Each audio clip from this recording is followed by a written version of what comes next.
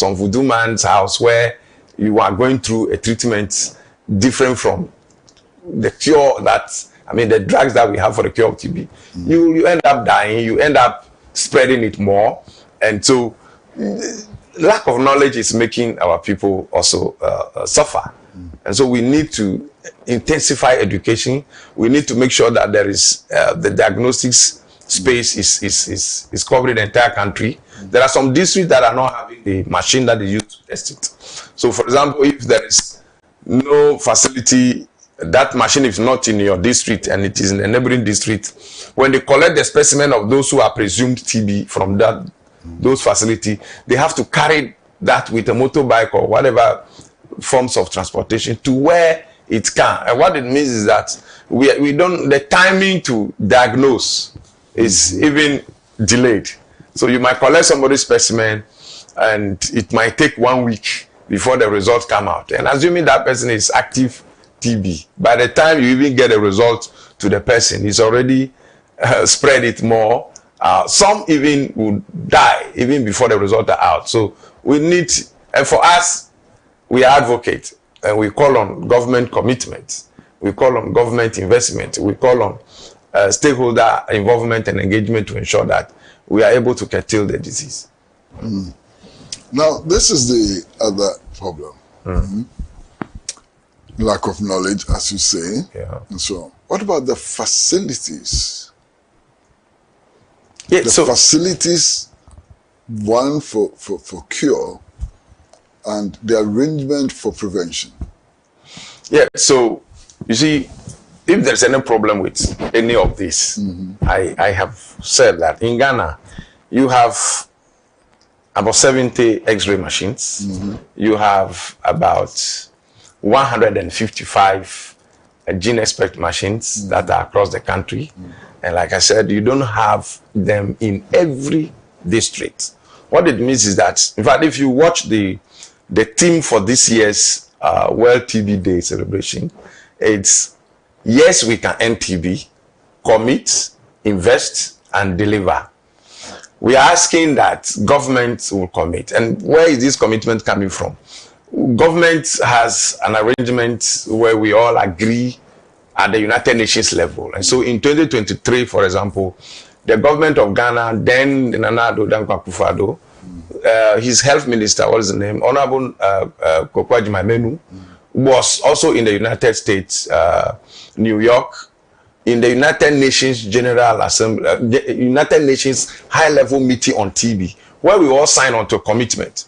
These commitments are meant to make sure that we make resources available to ensure that we increase the diagnostic space to reach the hard-to-reach communities. We want to make sure that we finance the logistics that needs to be made available for the national TB program and for civil society involvement, and to make sure that we bring all stakeholders on board. In fact, there was also a commitment that we will have a high-level, we will place TB on a high-level political agenda. What it means is, look, like COVID came and we have the president himself involved in giving us updates. We have signed on to such commitment at the United Nations level. Now the government of Nana Addo is not there, but we have a new government. We are asking that new government, His Excellency John Dramani Mahama and the ministers of health, Honorable Akando, the Parliament Select Committee on Health, the Minister of Finance, we want all of them to be aware that these commitments are there, people are dying, and we need to make sure that we read the document. We need to understand that we need to invest more in TB, and then help and support and monitor the program and its implementing partners to ensure that we are able to reach more people, get more people. In fact, one of the things we are thinking of now, in fact, when you go to, in fact, in Bali, Indonesia last year, where we had the World Health Summit, you have the new wave agenda is let's go digital. In Ghana, the machines we are using are gene expert, yes. But before you get somebody sputum or specimen to the lab, you are using human beings to do the screening. So it is me that I'm holding a paper and I'm looking at the algorithm. and then I'm asking you a question. Are you coughing? Are you sweating? Are you this, that? Then I determine that, okay, per the answers you have given me, I presume that you could be TB. Therefore, I collect your specimen to be tested to confirm. Now, if we can use the AI, we can use artificial intelligence. If we can use other more sensitive machines to even do the screening rather than using the human intelligence, let's use the artificial intelligence. If you screen 100 people with artificial intelligence, you are likely to find about 70% of the people positive TB. But if you use the human intelligence, you are most likely to find 2 out of 10. Whereas with AI, you might find 7 out of the 10. And so if we want to speed up and catch up with the gap that we are not reaching, then we also need to invest in artificial intelligence technologies to help increase the space of education, increase the space of diagnosis, so we can have more people being detected for TB and being put on treatment. Okay. Now we're going to go for another short break. And when we come back, I'd like to look at this year's theme for the observance of World TB Day, and how that is relevant, to the fight against TB. Okay. So, short break.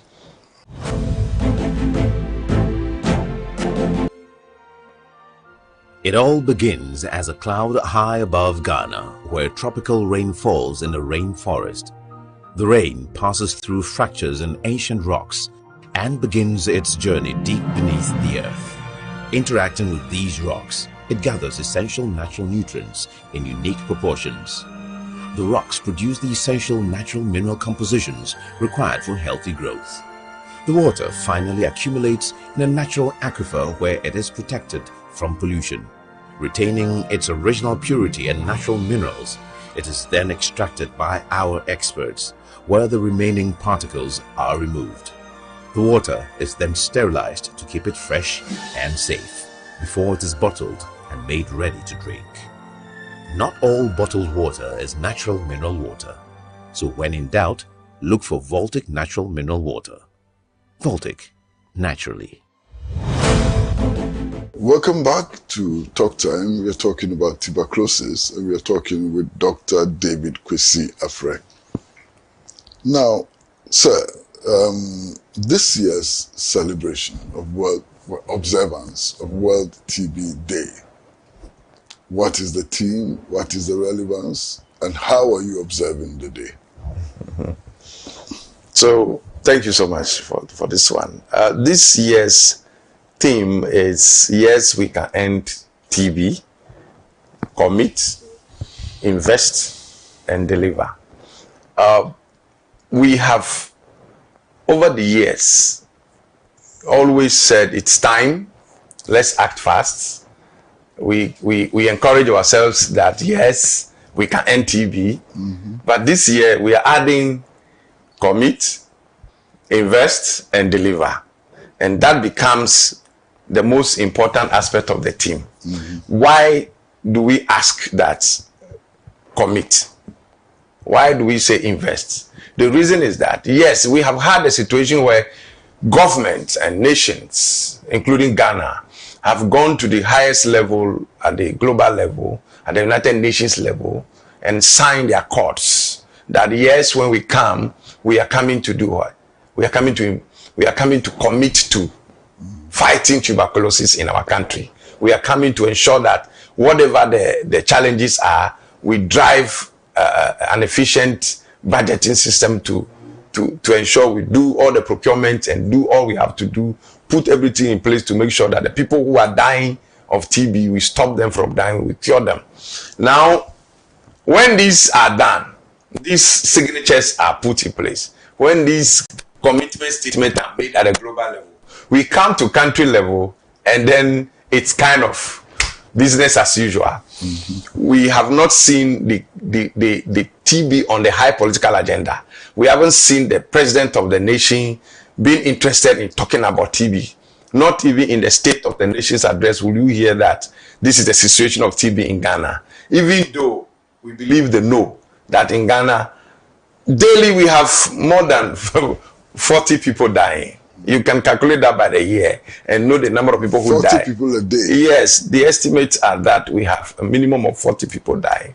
As at 3 years ago, when the Honorable Minister made a statement on the floor of the United Nations, it was 35 a day. Now we moved to 40. Why?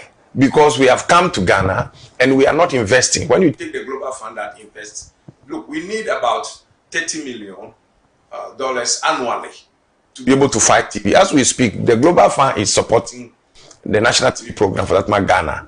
And Ghana's TB program has about $8 million annually. More or less, the highest you can get is $10 million because sometimes something comes. But that even reduces. Why does it reduce? You see, when a Global Fund is giving money to Ghana, they go into a counterpart financing arrangement. So, okay, Global Fund is giving Ghana about $300 million for the next 3 years. That's last year, this year, and next year. And Ghana is supposed to provide a counterpart financing arrangement of $45 million. Now, these $45 million could be Ghana government's contribution into procurement of logistics that go into the fight against these 3 diseases. Now, government is not able to fulfill its part. And the rule says if you are not able to fulfill your part, eventually they'll slash what you are supposed to contribute from your budget or from your allocation. So instead of you getting the 300 million, they might take off the 40 million out of it. You now are left with 260. Now, what it means is that part of your budget in a country must be cut off. So tuberculosis, for example, we don't have budget for next year's procurement. We have budget for last year, we had budget for this year. And because government is not able to fulfill its counterpart financing arrangement with the Global Fund, we are not able to reach why we want to reach. And so we need, what we are asking government to do is, look, we've signed to commit to TB. Mr. President, Mr. Minister of Finance, Mr. Minister of Health, let's find a way to prioritize TB. We know that there are many other things that kill many other people in this country, yes. But if we have 40 people dying every day in Ghana out of a particular disease, and see, we finance HIV more. And if you look at the HIV statistics, if you take 100% of the people that died out of HIV-related disease, they actually die, 40% of them die because of TB. And so TB is actually killing more than HIV and it's killing more than malaria. And yet the resources that even go to TB are the least.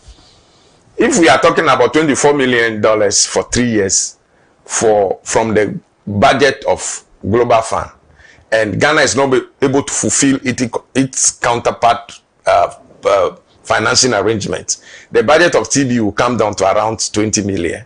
And 20 million for the space of 3 years, that's 36 months. When we should be talking about $90 million, we are talking about $20 million. The program is handicapped. So this year's team is saying, Mr. President, come on board. Let's find a way to support the program. Let's budget for the TB program. Let's support the program. If the program can get $30 million every year, the program will be comfortable to save their lives and find ways and means to ensure that we are able to eradicate TB. According to the Global Fund, the global target, we are supposed to be ending TB by 2030. That is a target. Now, because of the emergence of COVID, it has been shifted to 2035. In all of this, we are asking that we need government commitment, we need government investment so that we can deliver. And that is why we are choosing the team. Yes, we can end TB. But what we need is commitment from government and all other actors, the private sector, the media, the volunteers, the civil society organizations. Our commitment are needed. Judicious use of the resources that are made available so that we are able to monitor each other and save lives. So, when are we going to be able to say goodbye to tuberculosis forever? Is that ever going to be a possibility? Yes. Is it possible to eradicate tuberculosis? You know, malaria has been eradicated in some countries. Yes. A lot of diseases have been eradicated. is there a point where we can say that tuberculosis has been eradicated? Yes, it is possible. I mean, it's a disease that travels from one person to the other. If you have appropriate education and you have appropriate enough system of the diagnosis, and then you are able to mobilize communities, mobilize people, and get everybody who is actively living with the disease now, at the point where we are able to cure everybody out, and everybody is sensitive, everybody knows that, look, this is the way to go, we would have been, in fact, it's possible, because it is curable. If it was not curable, then we cannot eliminate it. So we can, if we invest in elimination. We can. But as it stands, we are not able to do it. And if we go in this abysmal investment posture, we will not be able to end TB. Because then we will not be able to reach all the people who needs to be reached. So you have more people having the disease and still transmitting it in the system, because we are not able to get them to cure them. In fact, treating those who already, or curing those who already have the active disease is a way of ending the disease. But the only way you can end the disease is when the last person who is actively living with the disease is cured of the disease. Now, if we are not curing, but then the people are dying, before you die, you would have infested people. Before anybody else dies, you would have infested people. In fact, you will infest more than 15 people a day if you have an active life. And so that is why Ghana has so much to do. Ghana has, if we are talking about 44,000 people, that's a lot of, imagine 44,000 people in one room that we need to cure all of them with TB. So we need to make sure we invest. If we can, yes, if we can invest, if we can commit, we can deliver it, we can cure it, and we can end it at one point in time. And that is why, see, it's not one country business. Togo must be involved, Ghana must be involved, Cote d'Ivoire, every other continent in the world must be involved, because it's a global village now. Somebody is traveling from Togo to Ghana, and the next morning is in Benin, is moved from, and so the disease also can travel with people. And that means that it is not just Ghana, every other country must hold the bull by the horn, and then we all work towards that eradication. Otherwise, Ghana can be done well, but because people, of course, if you are in a country just like COVID, you were coming to Ghana through the airport, you were tested. Yes, these are the approaches. These are the high. You need the president but to. Nobody tests you for tuberculosis when you're coming to Ghana. Good, and so this is why we need to be sensitive to end the TB by bringing policy in. If we are serious, if the president gets interested, and we want to do anything we can do to make sure that we make Ghana a tuberculosis-free country, you introduce policies that matter. And that is the more reason why you need the artificial intelligence tools.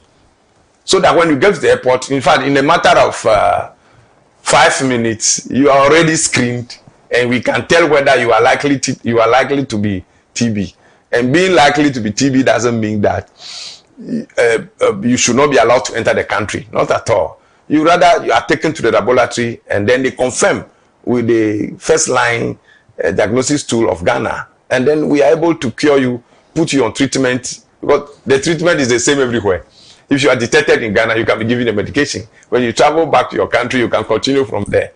And so it is possible, if only we have high level commitment from the Ministry of Health, from the president, and we are ready to do new policies, and just to make sure that, just as we even lock borders so we don't get COVID traveling into the country, we can create systems, invest in entry points, and at all points, school entries, everywhere. If you are able to put the diagnosis policy in place, that you invest in the policy implementation and get everybody involved, you can. It is possible.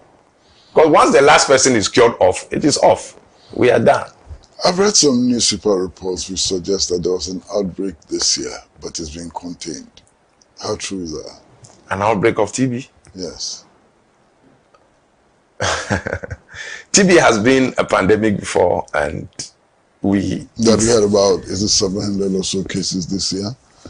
but it's been contained. No, TB, we have a whole national TB program. There is not anything like now an outbreak where, it is been an outbreak all these years. And if we are talking about in the normal stream of life, about 40 people are dying every day. Some die, you are not even aware who they are. The government can pinpoint that we know Mr. A, Madam B dying of it. It is only those who are in the hospital system where they are put on treatment and they couldn't make the cure successfully. That is also a number that is there. But to say there's an outbreak, no. It's TB is already an epidemic that is in the system, and we are doing everything we can to find ways and means to curtail on daily basis. Is there some element of stigmatization with TB? Yes. I mean, when people, the old story of the Samawa, like I've said, the name that is given to it, they always say the cough of ghosts. The cough of ghosts. Yeah. That stigma, it makes people unable to get the necessary support they are supposed to get from their families. We have cases where you have a wife and a husband situation. TB is not sexually transmitted. If you don't take time, you might not have your wife or your husband wanting to be with you in one room because of TB. But this is the good news about it. People need to know that if you are already living with somebody with TB and you didn't even know, that's more deadly. Now, when you know the person is put on treatment, all you need to support the person with nutrition. Help the person to remember to take his drugs. Within 14 days, the germs in the person, even if the person coughs out, cannot affect you. Now, the good news about it also is that there is also a medication. The National TB Program has what we call the treatment therapy, preventive treatment therapy. So if I am TB positive in the house and I'm living with my wife and children, they can give them medication. There is a kind of medication that is given them, so I still live with them and then they are safe. And so all these are part of the program progress that is being made in Ghana.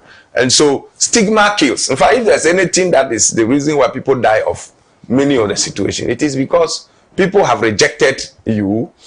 People don't want to come close to you because they think they'll be affected. They think you're on the way to dying, and therefore they reject you. You don't get the food you're supposed to get. People will not communicate with you. They can't support you and get you to even get to the hospital and all of that. Maybe you don't have finance. People, when you are rejected, you are rejected. Stigma. If you don't take it is in the church. It is in the even in the hospitals. It's in the homes. So we need the opinion leaders. We need duty bearers. We need chiefs. We need imams. Our spiritual leaders. We need everybody to begin to speak about. Maybe should I call it the love of Christ or the love of God. So that even when people are in such dying situations, you become a good Samaritan to support the person get out of the situation, rather than leaving the people to their fate and not supporting them. The truth is, if you don't support somebody, what you sow, you can reap. Tomorrow when it happens to you, the same way you were treating people, they will treat you. Whether it is HIV, is TB, is teenage pregnancy, or it's any other thing that people look at you and they think you have fallen below the standard or the norm, and they begin to speak against you and say bad things about you, spread your name as if you're already dead, and therefore you are, in fact, you psychologically die even before you physically die. And so we need to grow beyond as a country from attacking people who fall into one or two situations that are not to us acceptable. We should rather be accepting human beings. Human rights should begin at home.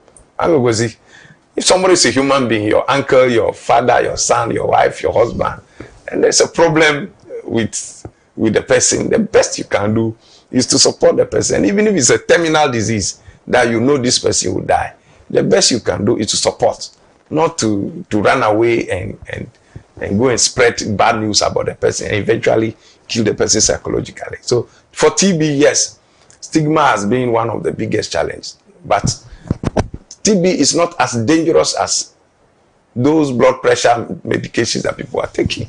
Why? TB is curable, and therefore, if once you are detected, you are given medication, you are cured.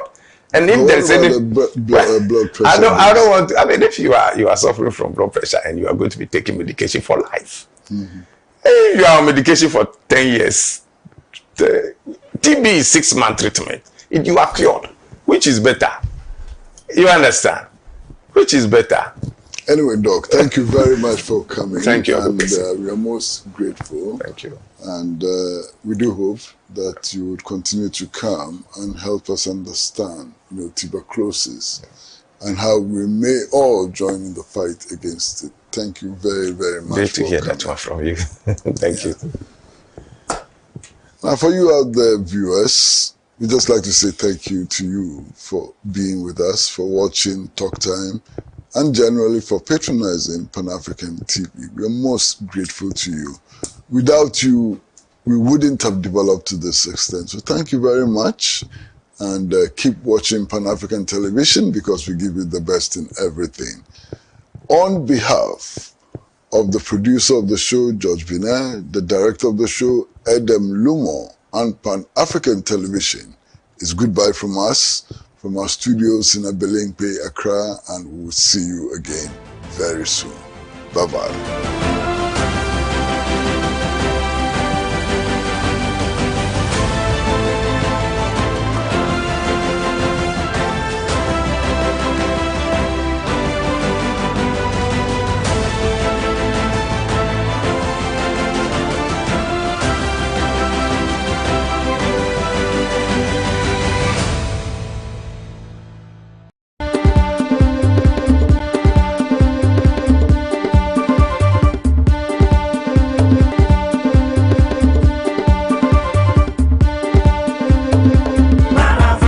Truly African.